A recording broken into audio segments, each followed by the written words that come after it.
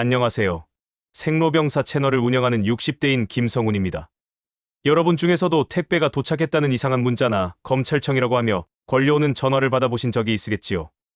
실제 우리 주변에서는 이런 문자나 전화로 피해를 당하신 분들이 많으실 텐데, 오늘은 이에 대한 실태와 방지 방법, 그리고 사후 대처법에 대하여 알아보도록 하겠습니다. 특히 우리와 같은 나이 먹은 사람들은 더욱 이러한 위험에 상시 노출되어 실제 이러한 일로 엄청난 돈을 떼이는 경우까지도 발생하는 것 같아서 오늘은 이 내용이 아주 중요하고 또 복잡해서 아주 상세하게 설명드렸지만, 그래도 이 영상을 끝까지 몇 번 보신다면 보다 확실하게 이런 피해를 당하지 않을 것이라 생각합니다. 아무쪼록 이런 데 관심 있으신 분들이나 특히 부모님들이 염려되시는 자녀분들은 꼭 이 영상을 공유해 주시고 끝까지 보셔서 이러한 피해를 당하는 일이 없기를 바랍니다. 그럼 먼저 보시기 전에 구독과 좋아요, 알람을 설정해 주신다면 이런 영상 제작을 하는 저에게 큰 힘이 될 것 같습니다. 사실 이제는 경찰청 등 여러 기관에서 이러한 스미싱이나 보이스피싱에 대한 경고성 알림 서비스를 제공함으로써 많은 사람들이 주의를 기울이고 있기는 합니다. 그런데도 불구하고 실제로 주변에서 이런 문자와 전화 때문에 피해를 당한 분, 특히 우리와 같이 나이 든 사람들이 그런 경우가 아주 많습니다.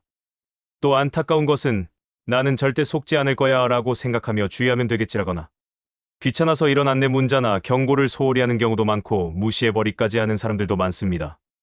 그래서 특히 그때 그랬으면 좋았을 텐데 라고 후회하지 않으실 수 있도록 실제 사례들과 함께 자세히 설명드리겠습니다. 자, 그럼 첫 번째로 스미싱과 보이스피싱이 도대체 무엇인지부터 알아보겠습니다. 스미싱은 SNS와 피싱의 합성어로 문자 메시지를 통해서 우리들의 개인정보를 빼내려거나 실제 통장에서 엄청난 돈을 빼가는 사기 수법을 말합니다. 그리고 보이스피싱은 음성통화를 이용한 사기 수법으로 전화로 직접 대화하면서 여러분을 속여서 돈을 빼내는 방식입니다. 그래서 실제 이상한 문자나 전화가 하루에도 몇 차례씩 오기도 하는데, 중요한 것은 이 많은 문자와 전화들 중에서 진짜와 가짜를 구분하는 게 점점 어려워지고 있다는 점과 이러한 사기 행각이 날로 발전하며 증가일로에 있고, 특히 사기꾼들이 정말 교묘하게 진짜 기업이나 기관을 흉내내고 있어 이를 피하기가 쉽지 않다는 것입니다. 그런데 두 방식의 차이점을 간단히 말씀드리면, 스미싱은 여러분이 문자 링크를 클릭하게 만드는 조용한 함정이고, 보이스피싱은 전화로 직접 대화하면서 설득하는 공격적인 사기입니다. 실제로 경찰청 통계에 따르면 스미싱과 보이스피싱 피해 신고는 매년 증가하고 있고, 특히 스미싱은 모든 연령대에서, 보이스피싱은 40대에서 60대 이상의 연로한 분들의 피해가 급증하고 있습니다. 그래서 우리는 오히려 나는 잘 모르니까 더 조심해야겠다고 긴장하며 이런 데 대한 관심을 가져야 합니다. 다음 두 번째로 실제 어떤 방식으로 스미싱과 보이스피싱이 이루어지는지 구체적으로 살펴보겠습니다. 여러분이 이런 건 나도 당할 수 있겠다라고 느끼실 만한 사례들을 준비했는데, 스미싱 수법들로는 먼저 택배 관련 스미싱입니다. 그러니까 이런 문자나 전화가 오는 수가 있는데, 고객님, CJ 대한통운입니다. 택배 배송 중 주소 불명으로 배송이 지연되고 있습니다. 아래 링크를 통해 주소를 다시 확인해 주시기 바랍니다. 라거나 또는 금융기관 사칭 스미싱으로 KB국민은행입니다. 고객님의 계좌에서 이상 거래가 감지되었습니다. 보안을 위해 즉시 본인 인증을 진행해 주시기 바랍니다. 이런 다급한 문자나 전화를 받으면 여러분들은 어떻게 하십니까? 대부분의 분들, 특히 나이가 드신 분들은 진짜 택배가 왔거나 은행 같은 신뢰할 만한 기관에서 말하는 거니 아무런 의심 없이 따라하지 않을 수 없을 것입니다. 또 전화로 오는 보이스피싱 수법으로 수사기관 사칭 사례입니다. 안녕하세요. 서울중앙지검 김검사입니다. 고객님 명의로 대출 사기 사건이 접수되었는데요. 피해자가 되지 않으려면 지금 즉시 조치를 취해야 합니다. 또는 금융기관 직원 사칭입니다. 고객님, 은행보안팀입니다. 고객님 계좌에서 이상 거래가 감지되어 긴급히 연락드립니다. 지금 즉시 안전계좌로 돈을 이체해 주셔야 합니다. 이런 전화를 받으면 누구나 당황스럽고 무서워지는데 바로 이런 심리를 노리는 겁니다. 그리고 자녀 사칭 납치 협박으로 아빠, 나 지금 큰일 났어요. 사람들이 나를 잡고 있는데 돈을 보내지 않으면 해코지한다고 해요. 그야말로 이런 전화는 정말 악질적입니다. 부모의 마음을 이용해서 급하게 돈을 보내게 만드는 것입니다.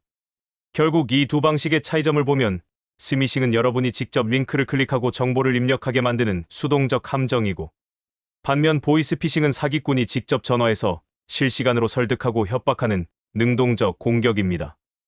어떻습니까? 아, 나도 당할 수 있겠다라는 생각이 드시지 않습니까? 바로 이런 조심스런 마음가짐이 중요합니다. 이제 세 번째로 우리 같은 나이 든 사람들이 알아야 할 실제 사기 피해를 당할 수 있는 과정으로서 바로 이렇게 털리게 되는데, 스미싱과 보이스피싱에 당했을 때 어떤 과정을 통해 피해가 발생하는지 단계별로 살펴보겠습니다. 먼저 스미싱 피해 과정을 보면 1단계로 링크 클릭을 유도하는 것으로, 여러분이 문자의 링크를 클릭하는 순간 이미 사기꾼들의 함정에 빠진 겁니다. 많은 분들이 한 번만 클릭해보자라고 생각하시는데, 클릭하는 순간 여러분의 휴대폰 정보가 상대방에게 그대로 전달됩니다. 다음 2단계는 가짜 앱 설치 또는 가짜 사이트 접속 링크를 클릭하면 두 가지 경우가 있습니다. 가짜 앱을 설치하라고 하거나 진짜 같은 가짜 사이트로 연결됩니다. 그리고 3단계는 개인정보 입력을 하게 하는 것으로, 가짜 사이트에서는 본인 인증을 위해라는 명목으로 여러분의 개인정보를 요구합니다. 주민등록번호, 계좌번호, 카드번호, 비밀번호 등을 차례대로 입력하라고 합니다. 그런 다음 4단계에서 원격 제어 앱 설치를 하는 것으로 가장 무서운 단계입니다. 즉, 보안을 위해 추가 프로그램을 설치해주세요 라고 하면서 원격 제어 앱을 설치하게 합니다. 이 앱이 설치되면 사기꾼들이 여러분의 휴대폰을 완전히 조종할 수 있게 되는 것입니다. 이번에는 보이스피싱 피해 과정을 살펴보면 1단계로 신뢰를 구축하는 것으로 보이스피싱은 전화로 시작됩니다. 사기꾼들은 처음에는 정말 친절하고 전문적으로 말합니다. 고객님을 보호하기 위해 연락드렸습니다 라고 하면서 신뢰를 쌓습니다. 그런 다음 2단계로 위기감을 조성하는데, 지금 당장 조치하지 않으면 큰일 납니다. 계좌가 정지됩니다. 체포영장이 발부됩니다 라고 하면서 급박한 상황을 연출합니다. 그리고 3단계에서는 격리 및 통제 과정으로 다른 사람과 상의하면 안 됩니다. 가족에게도 말하지 마세요 라고 하면서 여러분을 고립시키고 계속 전화를 끊지 못하게 합니다. 그런 다음 4단계로 직접 송금 지시 안전계좌로 돈을 이체해주세요. ATM에서 이렇게 하세요 라고 하면서 직접 송금을 지시합니다. 이 모든 과정이 실시간으로 일어납니다. 두 방식 모두 결국 여러분의 돈을 빼내는 것이 목표입니다. 스미싱은 조용히 정보를 빼내서 나중에 사용하고, 보이스피싱은 실시간으로 바로 송금하게 만듭니다. 실제로 이런 피해를 당한 분들의 증언을 들어보면 어느 순간 갑자기 계좌가 비어 있었다고 하십니다. 정말 무서운 일 아닙니까? 이제 네 번째로 일반인들의 실수 패턴으로서 이런 행동이 위험하다는 것인데, 일반적으로 사람들이 어떤 행동 때문에 스미싱과 보이스피싱에 당하는지 알아보겠습니다. 아마 여러분도 나도 그런 적이 있는데 라고 생각하실 부분들이 있을 겁니다. 먼저 스미싱 관련 실수들로, 첫 번째 실수는 일단 클릭해보자는 심리로 가장 흔한 실수입니다. 많은 분들이 클릭만 해보고 이상하면 나가면 되겠지 라고 생각하십니다. 하지만 여러분, 클릭하는 순간 이미 위험해집니다. 두 번째 실수로는 나는 조심할 거야 라고 과신하는 것으로, 나는 개인정보는 절대 안 적을 거야 라고 생각하시는 분들이 많습니다. 하지만 막상 정교하게 만들어진 가짜 사이트를 보면 이거 진짜 같은데? 라고 생각하게 되는 것입니다. 다음으로 보이스피싱 관련 실수들을 살펴보면, 첫 번째 실수는 기관에서 전화했으니까 믿어야지 라는 심리로 검찰청에서 전화했다는데, 가짜일 리가 없잖아 라고 생각하시는 분들이 많습니다. 하지만 여러분, 진짜 검찰청이나 경찰서에서 전화해서 돈을 이체하라고 하겠습니까? 두 번째 실수는 전화 끊으면 더 큰일 날 것 같아 라는 두려움으로, 사기꾼들은 전화 끊으면 바로 체포영장 발부됩니다 라고 협박합니다. 그러면 많은 분들이 무서워서 전화를 끊지 못하십니다. 세 번째 실수로는 가족에게 말하면 안 된다고 하니까 라는 고립인내, 보이스피싱범들은 반드시 다른 사람과 상의하지 마세요 라고 합니다. 그러면 혼자서 판단하게 되고 정확한 판단이 어려워집니다. 또한 공통된 실수들로, 급하니까 일단 처리하자라는 조급함이 문제인데, 스미싱은 택배가 반송된다, 보이스피싱은 지금 당장 안 하면 큰일 난다라고 급박함을 조성합니다. 급할수록 차분하게 생각하셔야 합니다. 게다가 젊은 사람들이나 전문가가 도와달라고 하면 무조건 따라하기라는 심리인데, 특히 중장년층 분들이 많이 하시는 실수입니다. 스미싱에서는 고객센터 직원이 도와드리겠습니다, 보이스피싱에서는 검사님이 직접 도와드리겠습니다 라고 접근합니다. 그러다 보니 이미 시작했으니까 끝까지 해보자라는 생각으로 스미싱에서 링크를 클릭하거나, 보이스피싱에서 대화를 시작하고 나서 이상한데? 라고 느끼시면서도 이미 시작했으니까. 끝까지 해보자라고 생각하시는 분들이 많습니다. 그러므로 반드시 이상하다고 느끼는 순간 바로 중단하셔야 합니다. 스미싱은 즉시 앱을 종료하고 보이스피싱은 즉시 전화를 끊으시기 바랍니다.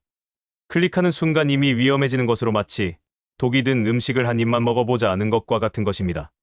특히 호기심이 많으신 분들이 이런 실수를 자주 하십니다. 이게 진짜인지 가짜인지 확인해보자라는 마음으로 클릭하시는데 확인하는 순간 당하게 됩니다. 이제는 5번째로 이런 피해를 당하지 않는 가장 중요한 부분으로 스미싱이나 보이스피싱을 완벽하게 예방하는 방법을 알려드리겠습니다. 이 방법들만 지키시면 절대 당하지 않으실 수 있습니다. 먼저 스미싱을 예방하는 기본 원칙으로 첫째, 모르는 번호의 링크는 절대 클릭하지 않는 것으로 이게 가장 중요한 원칙입니다. 절대라는 말을 강조하는 이유는 예외가 없기 때문인데 아무리 급해 보이고 아무리 진짜 같아도 모르는 번호에서 온 링크는 절대 클릭하지 마십시오. 다음 기본 원칙 두 번째는 금융기관은 문자로 개인정보를 요구하지 않는다는 것인데 이것도 절대적인 원칙입니다.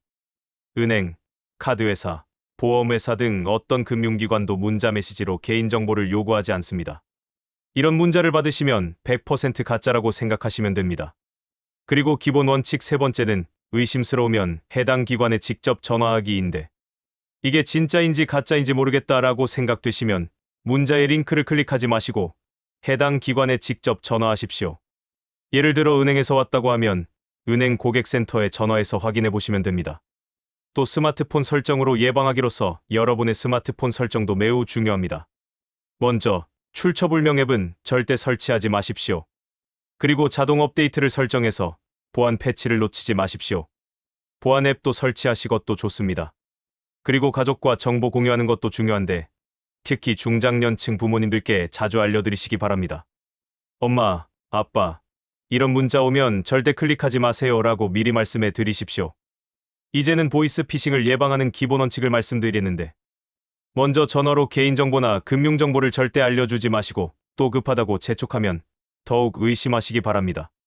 그리고 확인되지 않은 전화는 일단 끊고 이를 검찰청이라고 한다면 해당 검찰청 공식 번호로 재확인하시기 바랍니다. 그리고 의심해야 할 상황들은 경찰서, 검찰청, 금융감독원 등을 사칭하며 계좌 확인 요구를 하는 경우나 계좌가 범죄에 연루되었다며 돈을 안전계좌로 이체하라고 하거나 딸이나 가족을 사칭하여 급하게 돈이 필요하다고 하는 것도 그렇고 또 뜬금없이 대출이 승인됐다며 수수료를 먼저 달라고 하는 것은 100% 사기 전화라고 보시면 됩니다. 보이스피싱에 대한 실전 대응법으로는 모르는 번호는 받지 않거나 바로 끊기, 진짜 기관이라면 직접 방문하거나 공식 홈페이지 번호로 재확인하기, 만약 가족이라고 해도 다른 방법으로 본인 확인하기, 그리고 전화번호 112나 금융감독원 신고센터 1332에 즉시 신고하도록 하십시오. 이제는 마지막 6번째는 응급대처법으로서 이상과 같이 주의를 했는데도 만약 실수로 링크를 클릭하셨거나 개인정보를 입력하셨다면 어떻게 해야 할까요? 이런 경우 당황하지 마시고 차근차근 대처하시면 됩니다. 즉시 해야 할 일들로 즉시 더 이상의 정보 유출을 막기 위해 와이파이와 데이터를 차단하십시오.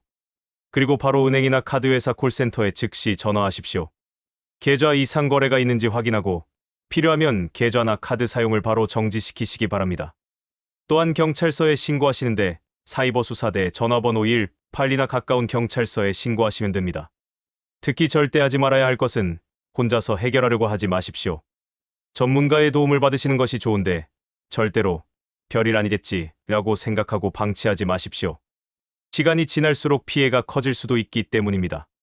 자, 이제까지 우리와 같은 노인들이 빠지기 쉬운 스미싱과 보이스 피싱에 대한 완전 정복에 대하여 최대한 상세하게 설명드렸습니다.